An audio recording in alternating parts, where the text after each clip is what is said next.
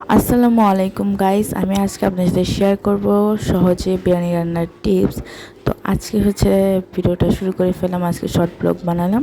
তো প্রথমেই হচ্ছে পেঁয়াজ তেলে দিয়ে ভেজে নিয়েছি, মশলা দিয়েছি, এখন বিরিয়ানির মশলাটা দিয়ে নিব। তো এখানে হচ্ছে আমাদের চুলা পাড়ে আলোটা কমের জন্য কম দেখাচ্ছে, বাট আমি ফোনের লাইট অন করেছিলাম একটু পর, তখন ভালোভাবে দেখতে পাবেন মশলার কালারটা। তো মশলা দেওয়ার পর কিন্তু ভালোভাবে কষিয়ে নিতে হবে, যত ভালোভাবে কষাবেন তত কিন্তু ভালো হয়, মানে একদম তেলটা উঠে গেলে। তো আমি এখানে সব মশলা দিয়েছিলাম, হলুদ মরিচ গুঁড়া। তো এই যে দেখতে পারতেছেন কালারটা কত সুন্দর হয়েছে। লবণ পর্যাপ্ত পরিমাণে, যেমন আপনার যতটুকু বিরিয়ানি রান্না করবেন ততটুকু হিসেবে দিবেন। আর আজকে হচ্ছে আমরা মুরগির মাংস দিয়ে বিরিয়ানি রান্না করব। তো এখানে দেখতে পাচ্ছেন চালটা ধুয়ে রেখে দিয়েছি, আর মুরগির মাংসটা দেখলেনি। তো এখন হচ্ছে মুরগির মাংসটা ধুয়ে এখন দিয়ে দিচ্ছি। মুরগির মাংস দিয়েও কিন্তু ভালোভাবে কষিয়ে নিতে হবে।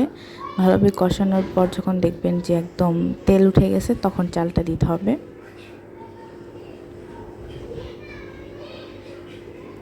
তো এখানে আমরা দিয়েছিলাম, বাট মুরগির মাংসের সাথে কিছুটা পানিও গিয়েছিল, বাট ঠিক আছে। দেখেন মশলার ঘনত্বটা কীরকম হয়েছে, দেখলে আপনারা বুঝতে পারবেন। আর দেখতে পাচ্ছেন কতটা তেল উঠেছে।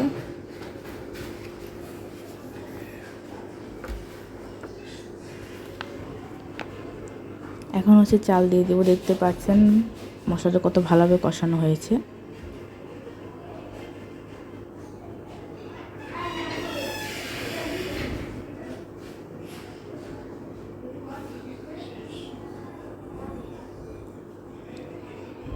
চালটা ঝরায় রাখছিলাম, তারপরও দেখলাম পানি আছে। দেখতে পারতেছেন একটু পানি পড়েছে, আর এর জন্য লাগতেছে হয়তো পানি দিছি, বাট পানি দিইনি। এটার মধ্যে আপনারা হচ্ছে ভালোভাবে চালটাকে ঝরায় নেবেন, তারপর হচ্ছে রান্না করবেন।